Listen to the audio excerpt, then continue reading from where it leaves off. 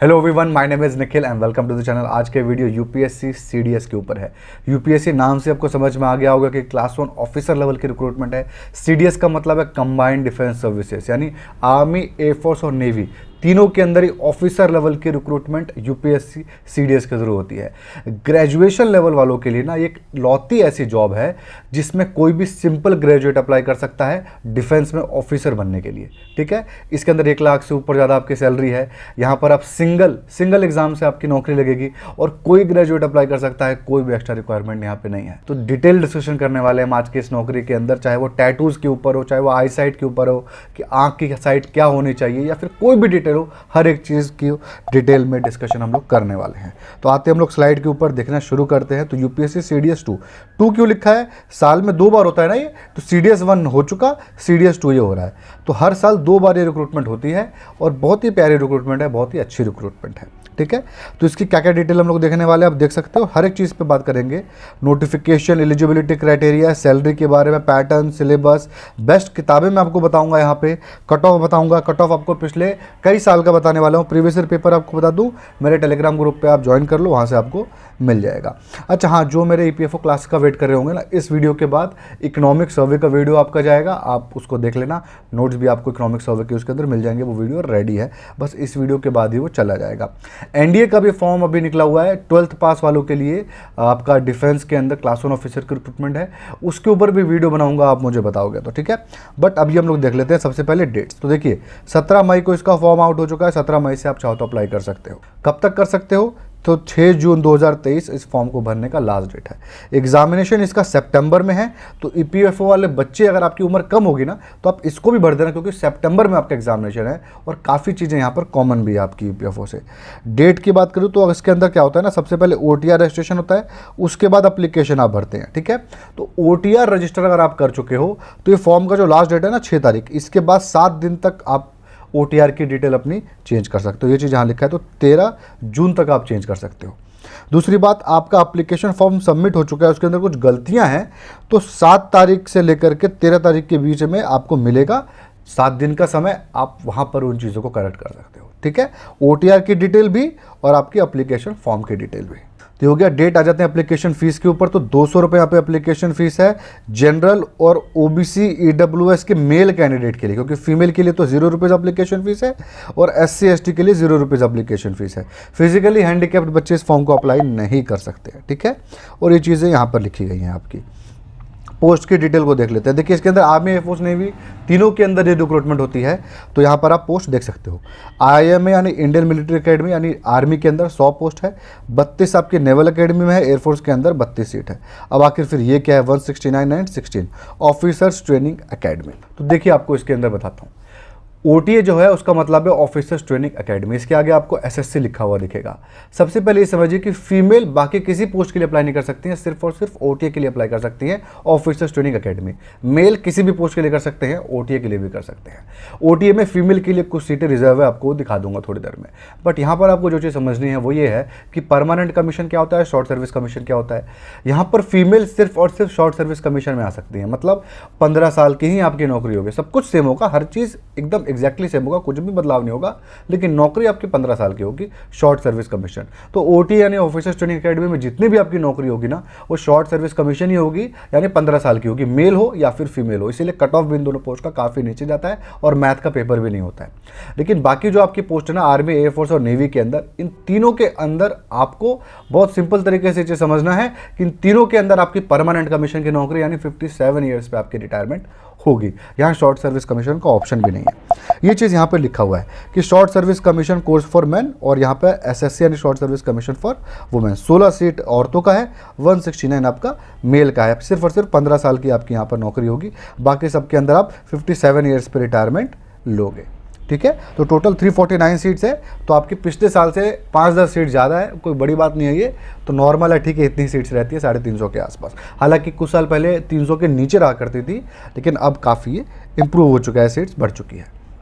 हाँ, ये आपको पता ही है, इसके अंदर बहुत ऐसा एग्जामिनेशन है इसके अंदर कट ऑफ ज़्यादा नहीं जाता है, बहुत कम कट ऑफ जाता है, बहुत सारे बच्चे रिटर्न में पास करते हैं। तो यहाँ पे कोर्स आपको अगर रिकमेंड करूँ मैं तो अड्डा 24/7 का यहाँ पे कोर्स है। OTA के लिए अलग कोर्स है और आपका बाकी सारे के लिए अलग कोर्स है। क्या आपको मिलने वाला है इस कोर्स के अंदर?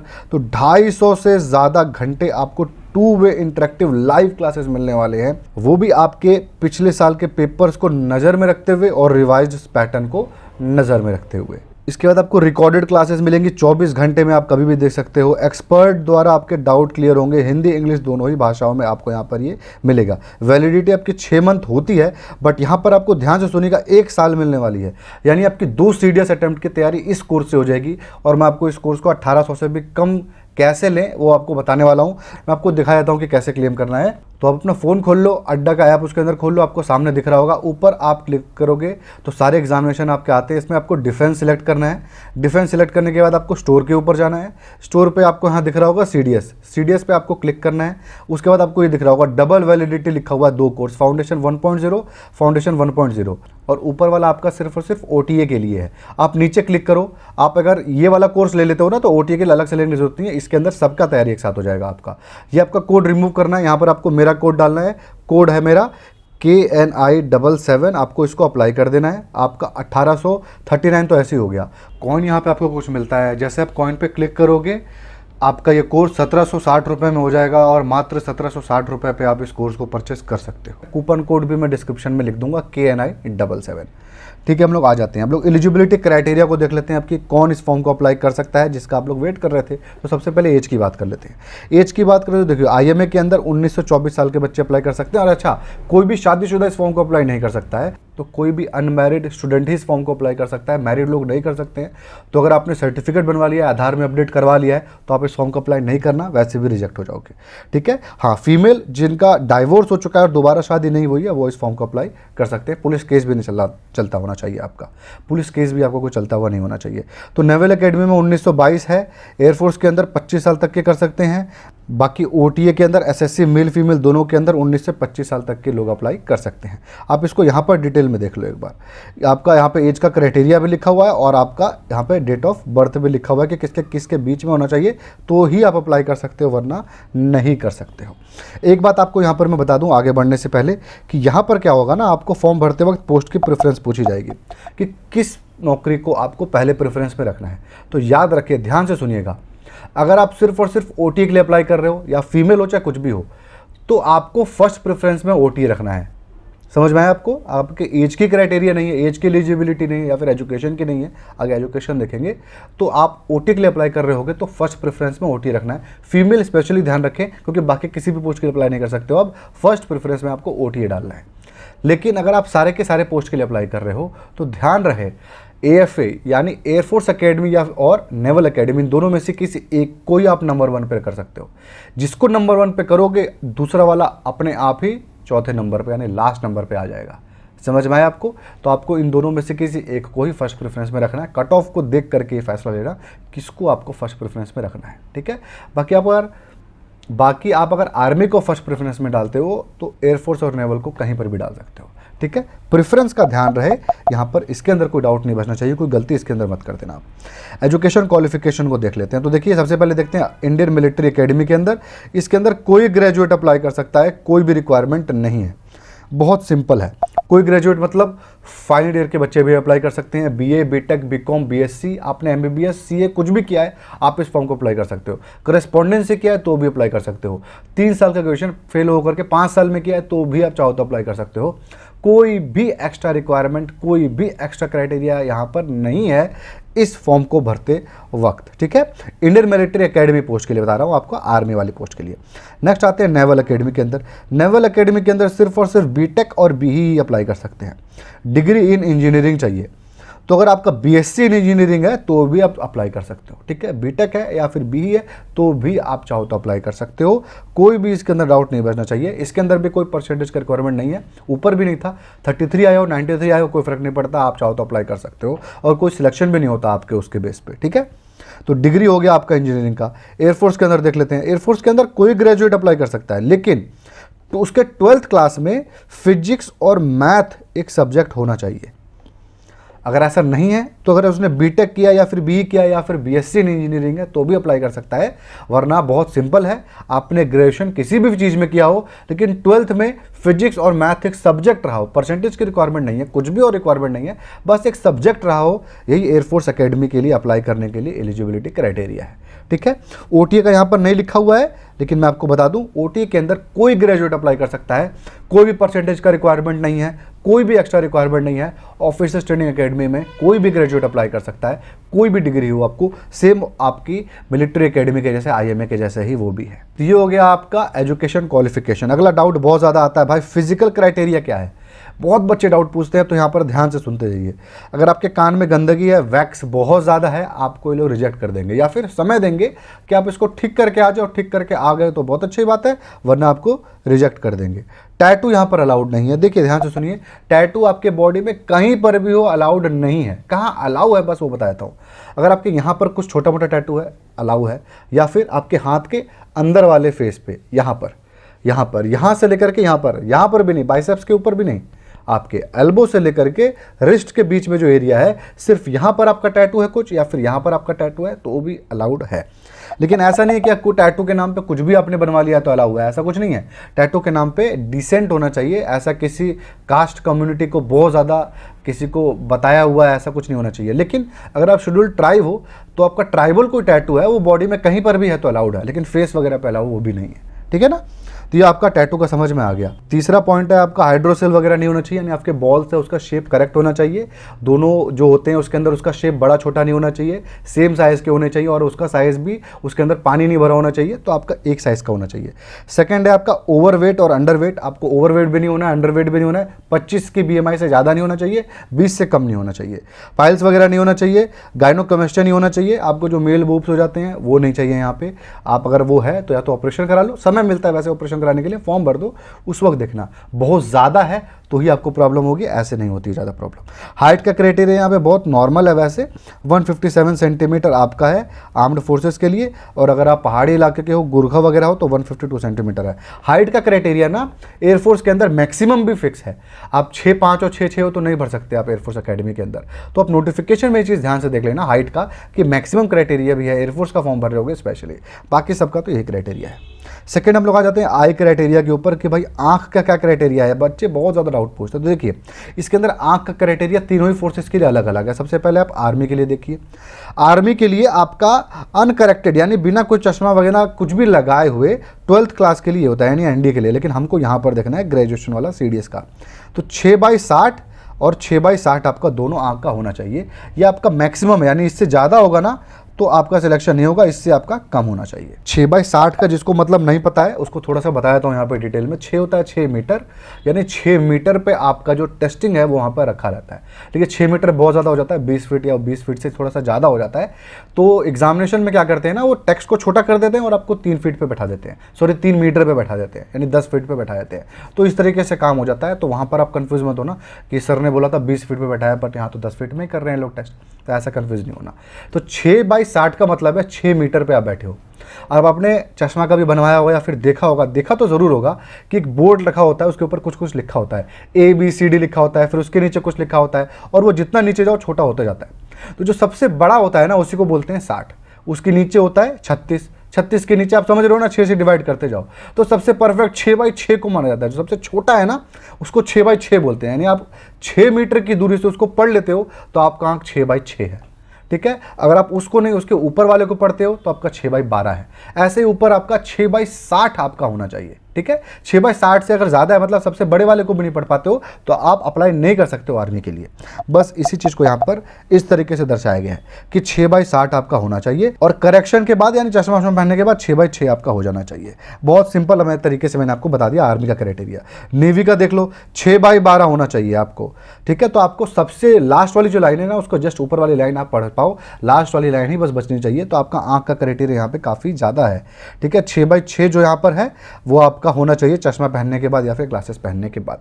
अगर चश्मा पहनने के बाद आपका आंख नहीं सही होता है ना, तो इसका मतलब ये कि आप अप्लाई कर ही नहीं सकते उस पोस्ट के लिए। ठीक है, नेवी का आपको समझ में आया। एयरफोर्स के अंदर बता दूं, कोई भी यहाँ पे चूक नहीं है। एयरफोर्स के अंदर आंख आपका बिल्कुल 6x6 चाहिए, और दूसरे में आपका 6x9 हो सकता है। नहीं, एक आंख तो 6x6 चाहिए ही, दूसरा 6x9 हो सकता है, जो कि करेक्ट करने के बाद 6x6 हो जाए। समझ में आया आपको? तो एक तरीके से आप लेके चलो, आपकी परफेक्ट आंख होनी चाहिए, तभी आप एयरफोर्स वाले के लिए अप्लाई करना, वरना आप नहीं कर सकते हो अप्लाई। तो ये बहुत सिंपल क्राइटेरिया थे। यहाँ पर एग्जाम पैटर्न के ऊपर आ जाते हैं कि आखिर कौन कौन से प्रोसेस से गुजर के यहाँ पे आपकी नौकरी लगने वाली है।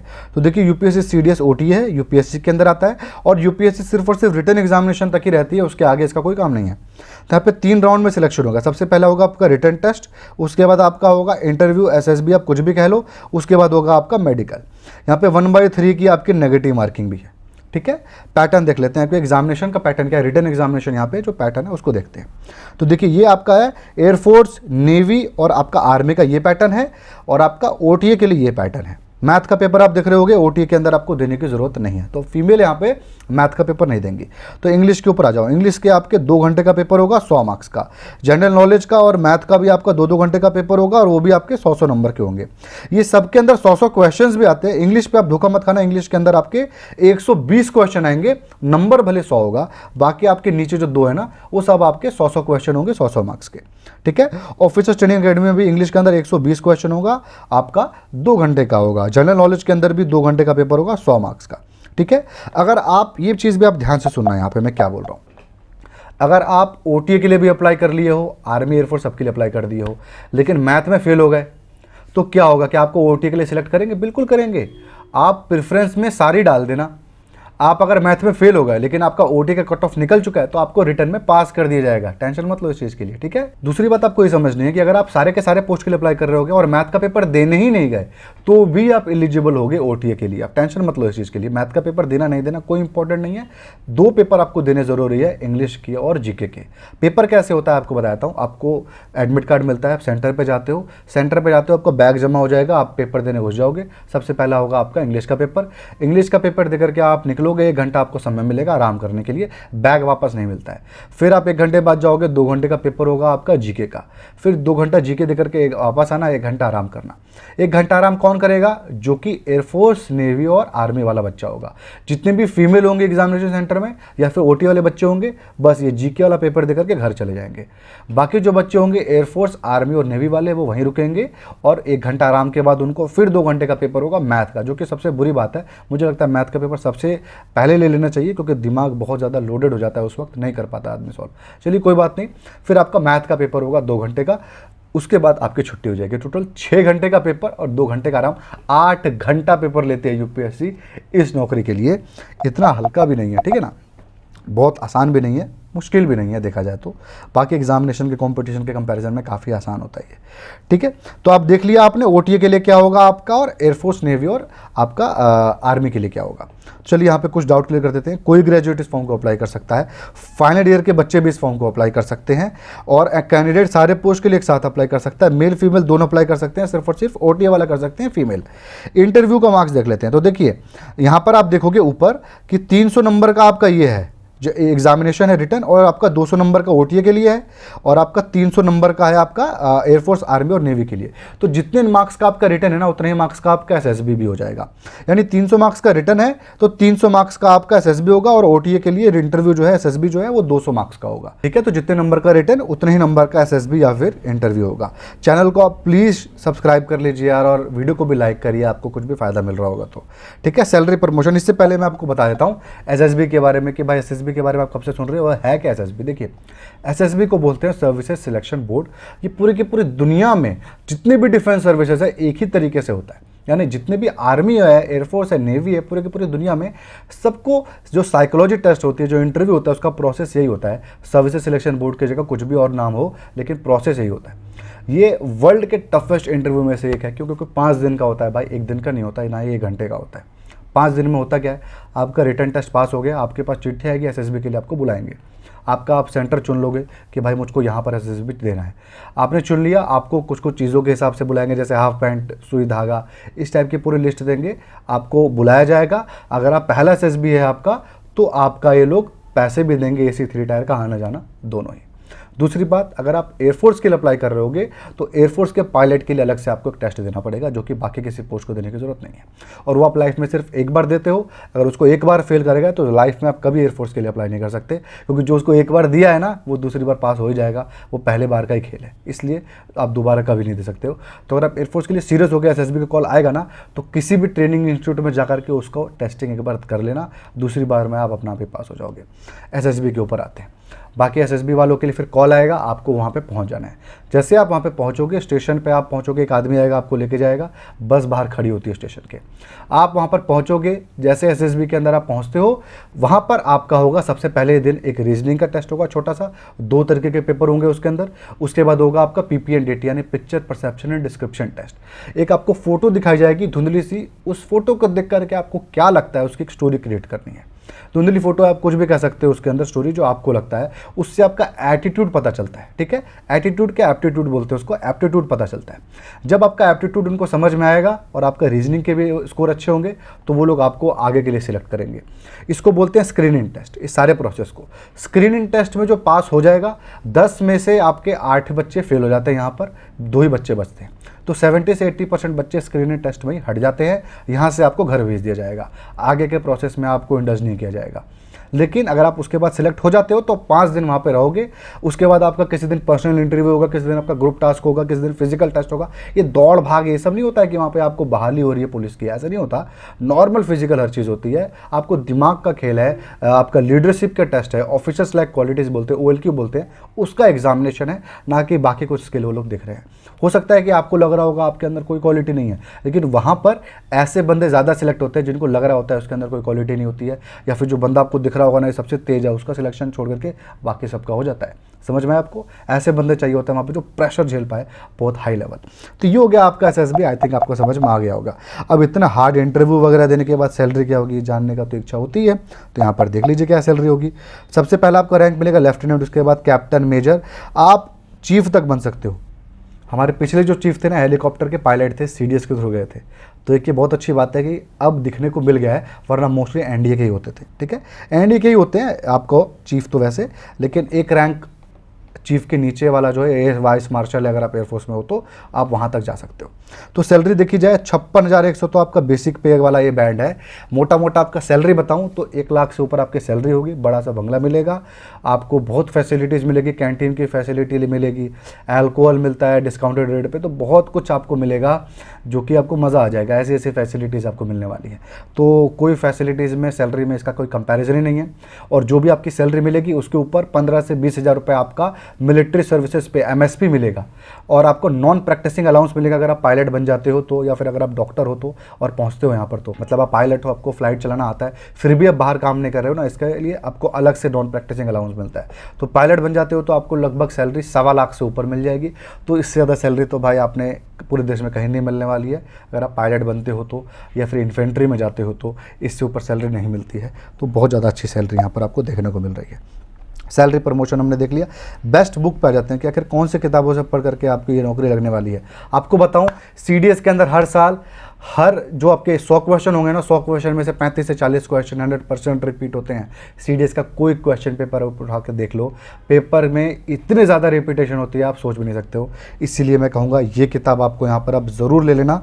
16 साल का मैथ का टॉपिक सॉल्व है, 16 साल का जनरल नॉलेज का है, और 16 साल का आपका इंग्लिश का है। आपको इंग्लिश के अंदर हमेशा पूछते हो ना प्रैक्टिस कहाँ से करें, भाई यहाँ से करो प्रैक्टिस। आपने ये 16 साल के क्वेश्चन मार लिए इंग्लिश के, और 120 क्वेश्चन में से 80 आप सॉल्व नहीं हुए। कौन से सॉल्व नहीं होंगे? एंटोनिम्स, सिनोनिम्स और ग्रामर है वाला। आपका काफ़ी ज़्यादा नॉलेज के ऊपर डिपेंड करता है। इसके अलावा सब आपसे सॉल्व हो रहा होगा, 100% गारंटी देता हूँ मैं। आप इंग्लिश का अगर लगा लेते हो तो मैथ के अंदर थोड़ी नॉलेज चाहिए और प्रैक्टिस भी चाहिए, लेकिन क्वेश्चन बहुत ज़्यादा रिपीट होते हैं। जनरल नॉलेज के अंदर क्या है? जनरल नॉलेज के अंदर आपके 16 क्वेश्चन, जो आपके 16 साल के क्वेश्चन पेपर है वो इंपॉर्टेंट है सिर्फ और सिर्फ स्टैटिक पार्ट के लिए। करंट अफेयर्स के लिए उतना ज़्यादा इंपॉर्टेंट नहीं है। करंट अफेयर्स तो आपका लेटेस्ट ही आएगा। तो इसीलिए इसके अंदर जो इंग्लिश वाली किताब है ना, वो तो आपकी मस्ट बाई हो जाती है, क्योंकि उसके अंदर से तो आपका 80% पेपर आप प्रेडिक्ट कर सकते हो, सब कुछ आपका हो जाएगा। ठीक है, सेकंड नंबर पे आपका जो मैथ वाला है, ये भी बहुत इंपॉर्टेंट है, क्योंकि क्वेश्चन का पैटर्न आपको समझ में आ जाएगा कि क्या आना है। नॉलेज तो थोड़ी चाहिए ही मैथ के लिए। ठीक है, सीडीएस का आपका जो जनरल नॉलेज का है, साइंस बहुत ज़्यादा डेप्थ में आता है, तो साइंस की नॉलेज चाहिए। और साथ ही साथ इस किताब के अंदर आप सॉल्व करोगे 16 साल के, तो आपको साइंस का काफ़ी ज़्यादा हेल्प मिल जाएगा इसके अंदर। ठीक है, अगर इस वीडियो में अच्छे खासे व्यू आएंगे ना, तो मैं आपका स्ट्रैटेजी वीडियो भी बनाऊंगा सीडीएस को कैसे क्रैक करते हैं। ठीक है, तो ये आपको समझ में आ गया जो बेस्ट किताबें हैं क्या है। ये इस किताबों को मैं रिकमेंड करता हूँ कि इस किताब सबसे पहले आपको ले लेना है, बाकी सब आप छोड़ दीजिए। उसके अलावा अगर आप सिंगल किताब के फ़ैन हो के भाई सिंगल किताब का गाइड बताइए सर, तो देखिए ओटी के लिए आप ये किताब ले लो। इसके अंदर इंग्लिश जनरल नॉलेज दिया हुआ है भाई, मोर देन एनफ है, कुछ ज़रूरत नहीं है। 5 साल का इसके अंदर पेपर भी दिया हुआ है, मोर देन एनफ है, मैं आपको बता रहा हूँ, कोई ज़्यादा इसके अंदर लेने की जरूरत नहीं है। ओटीए के लिए तो बहुत ज़्यादा है। मैथ के लिए अलग से आपकी किताब है दिशा पब्लिकेशन की, मैथ के लिए इसको ले लेना। इसके अंदर प्रैक्टिस के लिए भी दिया हुआ है, और आपका सिंगल किताब है ये ओटी के लिए, बहुत अच्छी किताब है। इस किताब से ना आपकी सारी की सारी तैयारी हो जाएगी, जितने भी आपके क्वांट की तैयारी होगी, और आपको कुछ भी करने की जरूरत नहीं है मैथ के अंदर। ठीक है, रीजनिंग की कोई किताब लेने की जरूरत नहीं है, इसके अंदर कुछ भी रीजनिंग का इंपॉर्टेंस नहीं है। मैथ के लिए वही किताब आप ले लेना, यहाँ कोई किताब मत लेना। अगर आप ये किताब ले चुके हो ना, पहले मैं रिकमेंड किया, तो इसी से पढ़ लेना यार, काम चल जाता है। ऐसा कुछ नहीं होता है, काम चल जाता है, लेकिन बहुत ज़्यादा सीरियस हो तो अलग से किताब तो आपको लेनी पड़ेगी, क्योंकि यहाँ पे मैथ बहुत ज़्यादा आता है। ठीक है, इंग्लिश के ऊपर आ जाते हैं हम लोग। इंग्लिश की आप ये दोनों में से कोई किताब ले लेना, जो सस्ती हो, दोनों ही बेस्ट किताबों में से एक है। उसके बाद जनरल नॉलेज के स्टैटिक पोर्शन के लिए आप लूसेंट के जनरल नॉलेज ले लो, काफ़ी अच्छी किताब है ये। उसके बाद आपको ये सब कुछ लेने की ज़रूरत नहीं है। यूपीएससी के लिए किताबें बहुत ज़्यादा लोग कहते हैं, इसलिए मैं कहूँगा यहाँ पे कुछ भी लेने की ज़रूरत नहीं, सब में क्रॉस लगा दिया हूँ। सिलेबस आप देख लो, सिलेबस ये आपका इंग्लिश का है, ये आपका आएगा कि इन सारे टॉपिक्स के क्वेश्चन इसके अंदर आते हैं। बहुत क्वेश्चन इसके अंदर इजी आते हैं, मुझे इसका इंग्लिश का लेवल बहुत इजी लगता है। हो सकता है किसी को हार्ड लगे, बेसिक नॉलेज इसके पास हो, लेकिन मुझे पर्सनली इसका इंग्लिश बहुत ज़्यादा ईजी लगता है। मैथ के अंदर आप देख लो, मैथ के अंदर काफ़ी इन डेप्थ है इसका, मुझे मैथ बहुत हार्ड लगता है, क्योंकि बाकी किसी से भी ज़्यादा इसका है मैथ। इसका नाम ही आप देख लो ना, क्वांट नहीं है इसका नाम, मैथ नाम है, मैथ आ रहा है।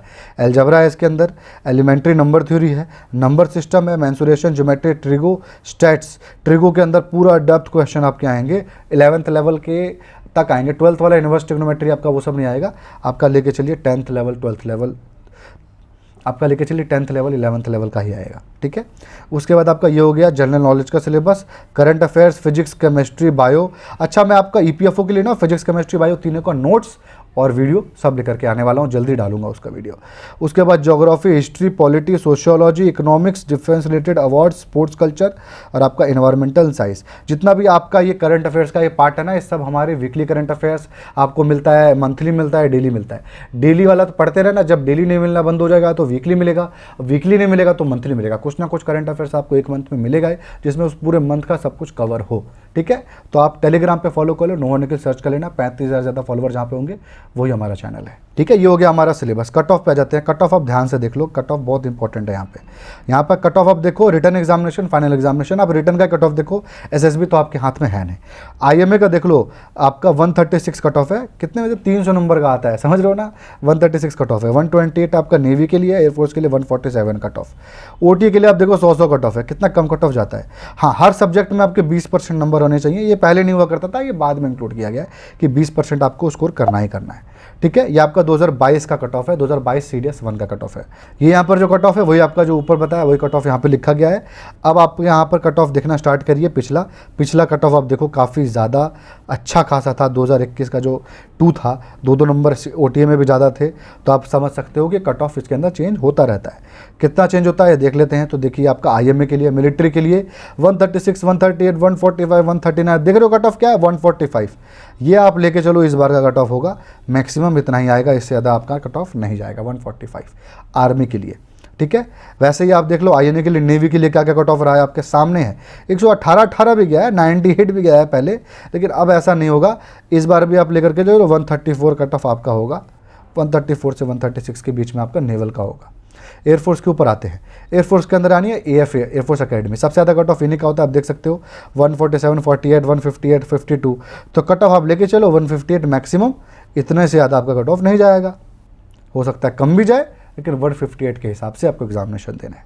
ठीक है, बाकी आपका आगे ओटीए का देखो आप मैक्सिमम कट ऑफ 100, 102 ही है।